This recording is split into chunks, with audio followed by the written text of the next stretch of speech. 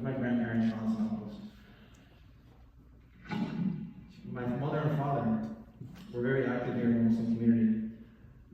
You'd be actually pretty hard pressed to find out in town who doesn't know who my dad is.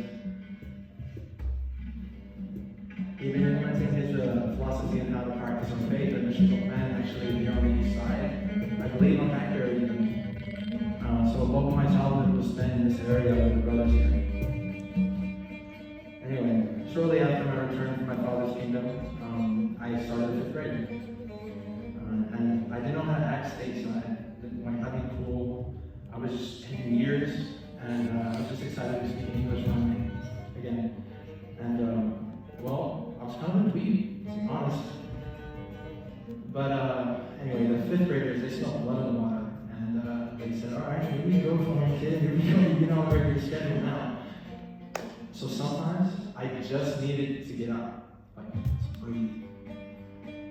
I really did have asthma, and the attacks were a tremendously terrifying part of my childhood. Not being able to breathe is terrifying. So for me to use this to get away from the bullies, I should tell you something. The day the towers were struck, the day I'll never forget. I already knew what was going to happen.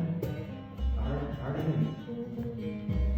Anyway, I had enough of my classmates already that day, so I was calling them faithful. Fake ass attack, by the way.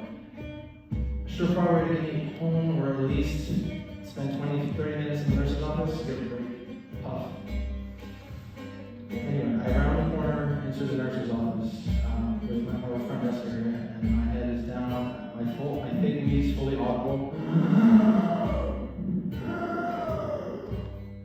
It took a lot of practice, sorry Mom. I tilt my head up to see if I'm getting any attention, and I wasn't from any of the adults. Before I could even fully lay on the alien child acts, my eyes were drawn by the gravity of what was on the screen. To the left was this big, wall-mounted, square-style Radio Shack TV from the 90s. The nurse's head was craning around the corner of her office door, splashing up. And the receptionist was turned all the way around facing the screen. Parents who normally waited in the back, seated to be seen, were all fully at attention. Every eye in the room was glued to that monitor. And instantly, in that moment, I knew the world had changed. I knew it was going to get so much worse.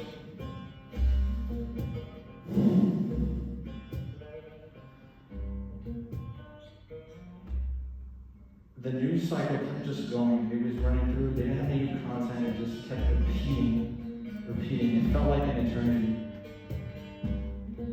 When it did finally break, the lady, her name is Mrs. Hernandez. I remember her because she was always so kind to me. She goes, Ahmed, your teacher called and wanted to check what you got her. They said you're having an asthma attack. And there I was, breathing just fine. No, okay, call my mom, please. That call never did get through. Luckily, though, True Farm, Mama Bear burst through the office 5 minutes later, demanding I need my children, I have to go home. We get home, and Baba is coming downstairs getting ready for his work routine. And all I hear is, Ahmed, Bashir, Iman, you two, we need to talk. And this is the first time in my life I heard my father take a tone like this. A grieving one. I knew it was every bit as bad as I thought. Ahmed, you need to protect your brother. You're going to, from now on, you're going to go to school. You're going to be picked up at the bell by your brother. You're going to come home and do all of your homeworks. And then play in your room. You cannot play outside anymore. Well, I knew San Antonio was no longer safe for us. My father never wanted us to lose ourselves here. He wanted us to be firm in our foundation, be proud of who we are. أشهد أن لا إله إلا الله وأشهد أن محمدا رسول الله عبده ورسوله. I am a Muslim and a Muslim, and I won't let